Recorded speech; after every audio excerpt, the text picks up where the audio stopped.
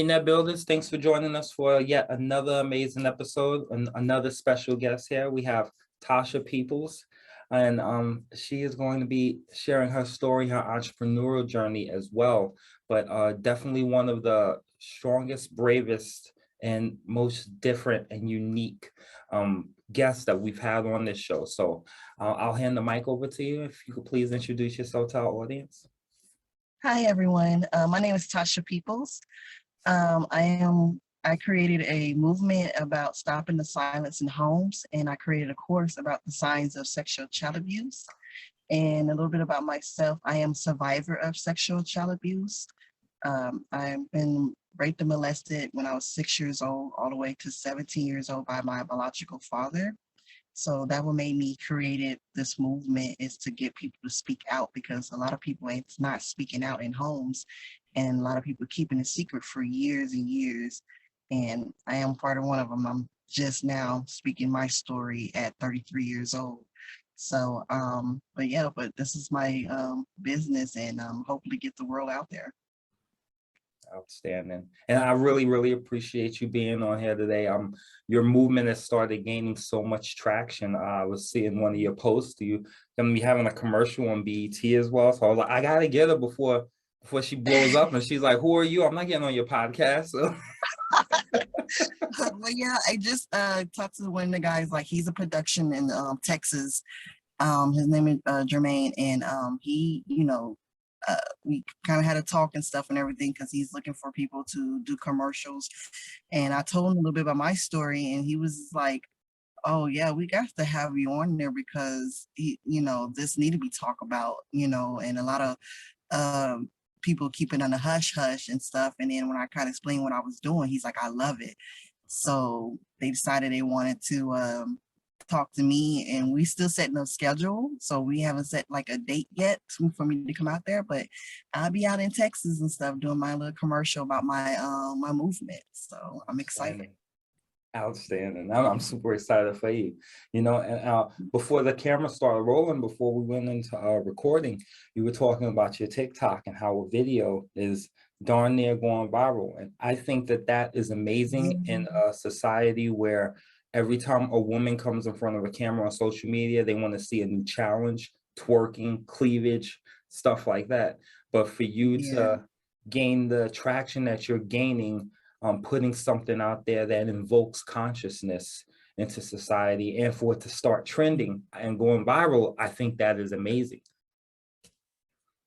I think. Yeah, and it is the stuff is it was actually shocking because I was like, I was just putting my videos out, and it's like, you know what, and first the beginning when I did start my movement, it was kind of slow. So me created those short videos, and then only had like 500 views and stuff. But when I did this one video, make myself vulnerable, can't get the word out, sorry, vulnerable, and a lot of people just started like just commenting, liking, and I was just like, oh my gosh, like, okay, this is something, this is big. And like I had like to 135 followers to now 850 followers, and I'm like, oh my gosh, it's big. It's very big. So, and it's still growing. It's still growing. So Definitely. And then you say the word vulnerability. That's something that not even just business owners, but people are so afraid to express or show. Everyone feels like they have to show their strength all the time. But honestly, I think you even showing your vulnerability, it displayed so much more strength than the average person has, if that makes sense. Yes. Yes. It definitely just keep it at 100. Yeah. Oh yeah. Being honest with yourself, being who you are, like I tell you, I'm just me. My background, I was a dropout of high school. I didn't graduate from high school. I got my GED at 23, and I haven't never went to college yet, but I am thinking about going to college because I want to get my skills up more, because I want to just get better with my business. But I am going back at 33 years old, just to get my skills up to make myself better. And there's nothing wrong with that. I know a lot of people, I used to feel embarrassed, like, because other people, when people that I used to go to high school, they already graduate from college and stuff long time ago. And, me, I was still trying to figure my life, figure who I am. And I was doing life insurance for a year, but I feel like it still wasn't like what I want to do. It's like my heart wasn't in it Mhm, until I start reading my book, and I am writing my book about my life, mhm, what I went through as a child. And I was like, you know what, I'm gonna write a book.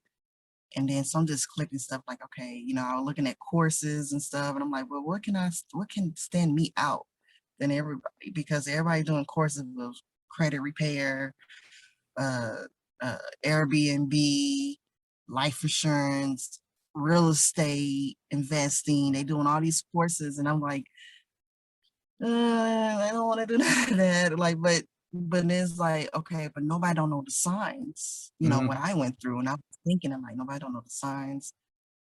Ooh, creative signs of sexual child abuse.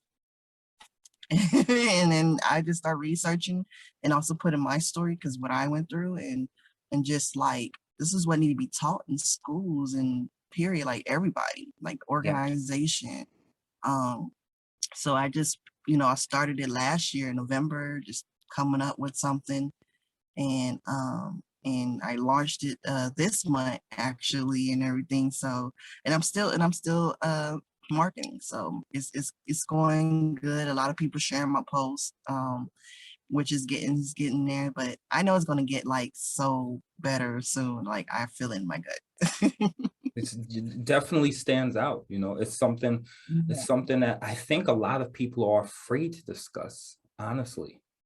I Yes. think a lot of people are afraid to not even just discuss it, but I think some people are actually afraid to acknowledge it, Yeah. that It it's is, and something. a lot of people. Yeah, Hmm. it's very Yeah, unfortunate. because a lot of people are afraid of it and stuff, and it's sad because um even from like my family, they were like, man, I felt the sense of something, but I didn't go through it, and I didn't want to assume, and blah blah blah. And they missed a lot of signs. I Mhm, could have been safe a long time ago if they just went with their gut feeling, but he mhm. didn't.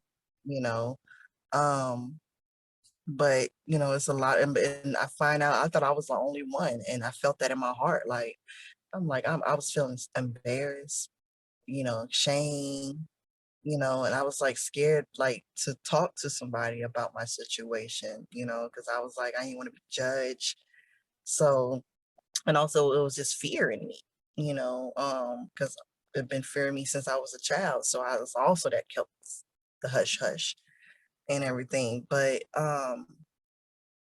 now, like, I wasn't the only one that's going through it. And that would make me just like, wow, I'm not the only one and And I everything. can 'Cause only imagine that the ones that you found out, the ones who follow you now and they're like, yeah, I went through it too. The thing is when you came out and shared your story, that was probably the first time that they vocally even acknowledged that they've been through it. Then that's yes. amazing for you to be able to Mm, help them to come to that realization, mm-hmm. And you it's know? and it's gonna and I, it's gonna have negative too, people, because I ain't gonna lie. I see some TikToks, comments and stuff like, oh, why you telling your business out? Why you waited this long? And I'm like, yeah, I don't understand the mental blockage that I dealt with for years. And um, but it wasn't easy. It's not easy. And it's some people that's right. There's some teenagers right now, that same age when that I finally spoke out of, is still not saying anything at 17. Yeah, yeah. So um that's the reason why I'm speaking my story. I'm spreading awareness, because I want to get everybody to speak out. I want to go to schools, go to elementary, middle school, high school, even college, to speak about the situation, and maybe we get those people to start speaking out. Yes. And because there's some kids right now, can't even say nothing, and nobody don't even know.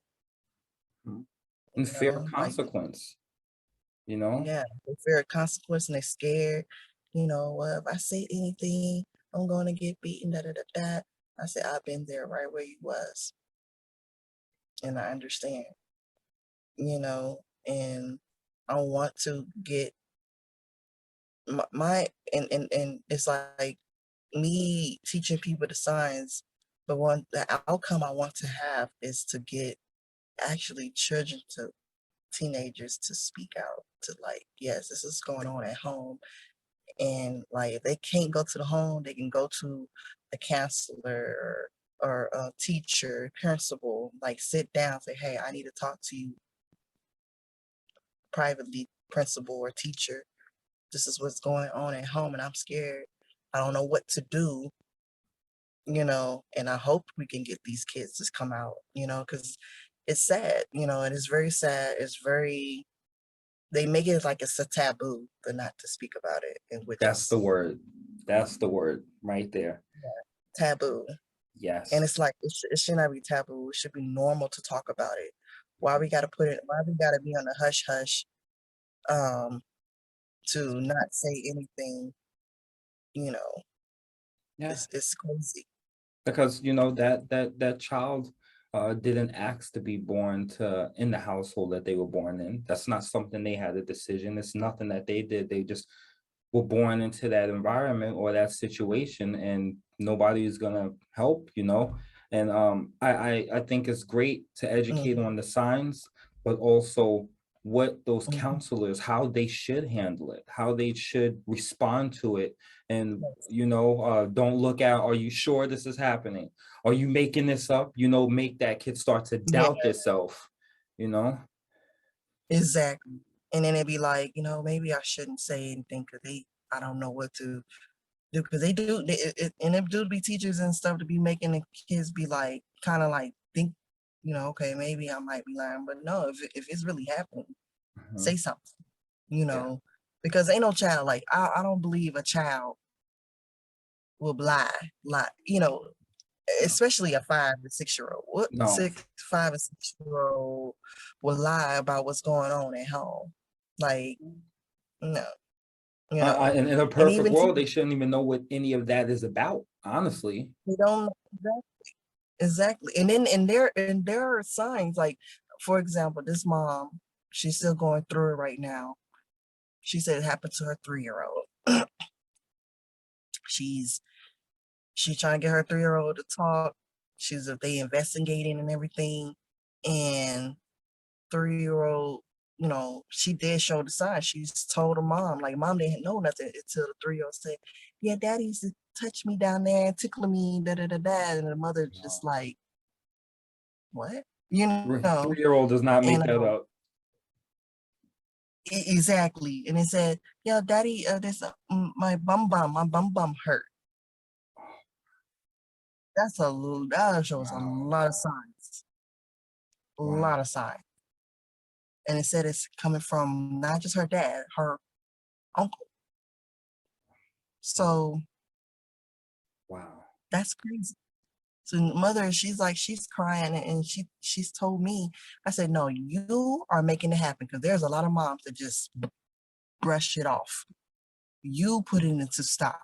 So actually you're a hero to your daughter. Even though she's gonna need some counseling, she's gonna need, you know, because she don't know, but you being there for your daughter, that's a lot. I said that's heroic to me because there's so many cases, so many stories that moms don't believe, they will brush it off, ignore it, and let the torment keep happening to the baby. Yeah. You know, and that's what's crazy about it. And you got parents and stuff that you got mothers that just they know and they don't care. And that's what's sad about it. I'll never But understand that. yeah, I didn't get it either. And that's what messed up. And but when she told me about that, you know, it's like I felt the baby girl pain. Like it's like I relived it again because it's like, oh my gosh, like a 3 year old. I was going through that at 6. And be honest, I don't even remember before 6 and stuff. I don't know when my dad started it, but when I remember my memory, when I know it started at 6 years old. So just for that little girl to show signs and stuff and hints to her mom, and mom clicked on and put actions into it and got the police involved and everything. Could do Outstanding. yeah, Outstanding. she's amazing to me. She's a hero and That's everything. But outstanding. we don't get that from other moms. Some moms there are some moms that will put a stop to it. There's some moms who probably will go do some harm Yeah. to the kids. And I ain't gonna lie, I'm one of them because I'm protecting my I'm always conscious and stuff because what I went through. I am more protective of my kids and stuff, and I every time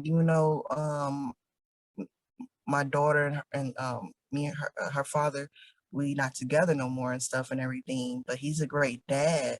But still, it just can't help it because what I went through. So every time she comes home, I check her everywhere, because I just don't want no surprises No, and no, everything. I And I let my completely. son know too and everything. He's 10 years old, and I always tell him, if anybody touched you that you are very uncomfortable, you let me know. Like you don't hold, I don't care if they put threats to you. You just like, okay. And then when you see me private, by ourselves, you let me know what's going on. I don't even care. Because mommy's here to protect you. And I always tell that to my son, and I put that in his ear every day. No, Or I even at think school, somebody touch you, and he'd be like, "Nope." I'm glad So that we you gotta put educate. that in. You don't Mm-hmm. keep it gender biased. You make sure you let your son know as well, because a lot of people think that when it comes to situations as rape, that it doesn't happen to males. So I'm glad that you explain it to him too. You know what I mean? So that I think that's it's great that you do that. Um, I had a question to ask, because I have three Yeah. daughters. I have three beautiful daughters. Amazing, amazing daughters. I could never imagine. I could never imagine being able to do anything like that. So what would go through the mind of the actual perpetrator? What would have their mental state have to be to even think to do something like that? Um. Sometimes I was thinking about that too because me dealing with it when my dad did to me, he's my blood. But when he's telling me what happened to him when he was young, so it's like a generational curse. He was molested when he was a kid, and and then it's like when he had us, he took it to another whole level, you know, and which is sad, but it's like even then I kind of wish that I can do an interview of a mind of a predator and like what makes y'all think about want to touch kids, want to have sex with kids, like why? When you can get with a woman that's mature, and can do everything you want, but a child can't, like they innocent. Like why would you hurt a child knowing that can mess them up for years and years to come? And actually that can create some can create monsters, like repeating cycle, so it's sad, and it's like it can mess up a child's mind of thinking that okay, it was okay because it happened to me, Mhm. you know. And I think that it could be part of that, but I like to go more into that because I'm not really more of a what you call it, a doctor or psychiatrist But and stuff. But you do it plan on just doing a podcast, so you do plan on starting a podcast, right? Correct? yes, I am, I think and I I think that's be a great episode right there. I really Yeah. do.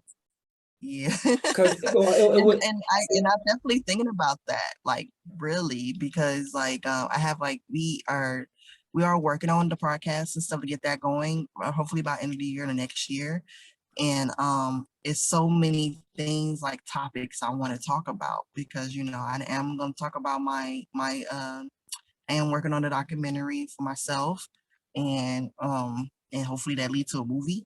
But I want to get like when I do a podcast, that'll be something like maybe I want to talk, have some predator call on the phone or something, and just we want to ask question why, like why do you think about children? Like what is it about children turns you Well, on? an episode like that would definitely help, the spouses to be able to identify, hey, those are a lot of things that he or her does. I need to keep it. Maybe I'll put a camera up over here because a lot of the things that that person said on the podcast are a lot of the things that my husband or wife says. So let me put up a camera in the living room without letting them know. And it will help them see the signs of a predator as well as understand the signs of the person that's a victim. So I think that would be great. Yeah, in the kids' bedroom and in a room, and it needs to be so again, so we can delete all these pedophiles because it's sad. It's very sad, and even though I'm going through, I'm getting counseling myself, but I didn't really come free. I didn't really truly became free, even though my dad stopped having sex with me at 17. But mentally, he still had control of my life, you know. And I always kept the hope, like, oh man, I hope my dad be a father this time. But no, it's like he's a bagger. Like I ain't trying to call him out, but it's just his actions. It's like I can go on a date and then he always tell me like, well, bring me food when you come on a date. I'm like, well, my date not paying for you, paying for me. It's not you. It's not about you. And it's like he still had a way of controlling things like that. And I'm just like feel embarrassed because it's like, well, I want to bring food. Oh, ask my date. Yeah, on my way home and bring some dinner for my dad. You know how that sounds? Yeah. Yeah. Like the only Yeah. thing I should be bringing home food that they don't care. Oh yeah, I'm a mother. He's like, well, you want me get some leftovers and stuff for your son? That's gentlemanlike. I didn't have to ask. Hmm. But what I look like asking and bring, let's get some food on the way home. like My and dad. yeah, and it's feeling embarrassed and stuff, and it's like, and it's trying to get them like, why I need to bring food for your dad, Yeah. and yeah, it's so many ways and stuff like in a way, like his actions and stuff, like he want to kind of prostitute me out, but it's like not, but it's just the way, you know, and I just like, this is not, no, this is not it. You can't control me like that. This is not right and stuff. And so yeah, so that's the reason why like I really become free and I really just cut them off till I was 31, you know. Even though I could just, and I'm thinking about actually, I hate to be late, but me writing my book and me having flashback what I went through, I was like, you need to be prosecuted because like you tortured me for 11 years, Yeah. brainwashed me, mentally had me in fear for all my life. So like I can't heal till see out of my life. Yeah. Yeah. It's like trying to build a house on a messed up foundation. It's Yeah, gonna keep crumbling. yeah. And I know a lot of people say, I would have why you still write your dad even after that? Like y'all not gonna understand when it comes to mentally. Like I didn't I sometimes I used to tell myself why I'm still around my dad, but I because I felt that hope, like I wanted him to still be a father to me, and I know it wasn't going to change, and I had to really understand and finally realize that that's not going to change. I gotta let him go and everything. So, Yeah. but yeah, No, I well, that's my story. no, it's very brave of you. For one, even breaking away, because there's so many people who have Stockholm syndrome, I think it's called, and they'll spend their whole life under the foot of the perpetrator for their whole life. So for you to even like, I know you keep saying like I'm 33 now, I just got rid of him at 31, but you have to understand also that there's some people that will go to their grave still in that situation. So it doesn't matter when you did it, the fact that you did break away, very brave of you, very amazing of you. And then to step out, speak about it, and help others, that's heroism right there. You Oh, know, thank you. that is. It is hard, but hey. And the TikTokers that have something to say, listen, they all have their issues going on in life as well. But ask them next time, are you willing to speak about what you're going through in your life? Are you willing to share a story and share your experiences so somebody else can better themselves tomorrow? And their answers will always be no. So you don't owe them any explanation, and keep pushing forward and doing what you're doing. Thank you so much. I'm just happy to hear from that because they actually make me feel better. You're doing an Just to amazing let job. No, thank you, you- thank you. It's And I'm it's going to continue. oh, see, it's actions like yours that, like I said, I have three beautiful little girls. You know what I mean? And one day they're gonna have a boyfriend. They're gonna have a husband. I hope that they'll always come to me if anything happens to them. But if they don't, if they're afraid, at least now I'll be able to go through your course and see those signs. Yeah. You know, Mm, so mm. it's my job to protect them, but it's sometimes I might not get all the info that I need from them. So so Okay. it's great to know. And I just had. I'm gonna share something personal about my family life right now. So we had a close friend, and right now we're going through the cases right now, and I have a 12-year-old daughter, and they were really close. He was a friend of the family, and he, through video would make requests of her and stuff like that. And my wife actually found the phone, text messages and stuff like that, where he would say things like that. And I don't know if I'm incriminating myself by saying this, but I'm gonna say it. Right when I saw it, I called the police first, and they told us to file a report online. I wasn't having that, so I drove straight to the house, and I may or may not have attempted to burn the house down. But may or may not have. I'm not agreeing to anything. But it's been a year, and we're still going through this case, and it irks me and concerns me due to the fact that he never was able to put his hands on her or anything like that. I'm glad that it was able to stop before it got there, but the Yeah. fact that this is still going on for a year, and the police told me, hey, is he there? No, we'll just file a report. The fact that they're so nonchalant about it, like it's like they treat it like a victimless crime. Yeah. Instead of just like, okay, like, no, this is major, Mhm, you know. And I hate that too because it's like they don't really put effort into that mhm, when it comes to victims, child's going through sexual abuse, mhm, rape, nothing. They don't say nothing, and which is sad because it should be major, mhm. you know. But Gotta if you be. forget to pay taxes, the IRS will show up at your door with a couple of police officers and arrest you. Oh, I didn't pay taxes, $500. You're mad about that. You're gonna arrest me. But a little girl has just went through one of the most traumatic experiences in her life, and you can't even send one patrol officer over to say hi. Exactly. Is Ooh, they give me a headache just for thinking about that. Like, oh Lordy. Like, it's like the whole world laughed at us. You know that? Like the whole world laughed at us. Like we the only one and just like it's I mean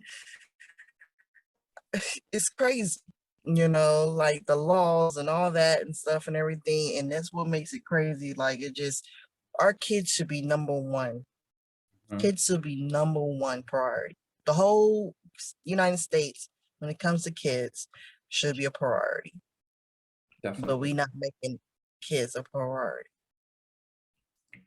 I completely 100% agree.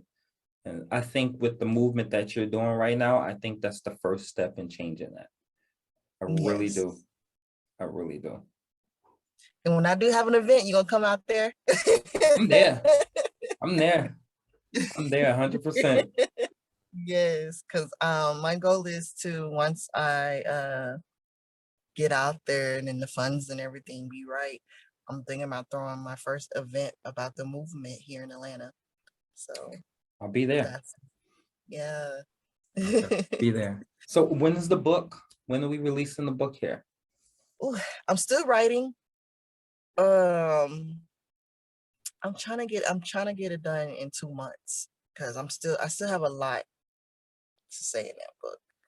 And I have an editor, so she helps me make sure because I'm not gonna lie, my English is not good.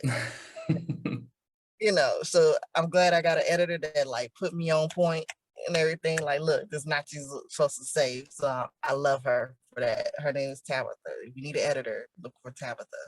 She's good.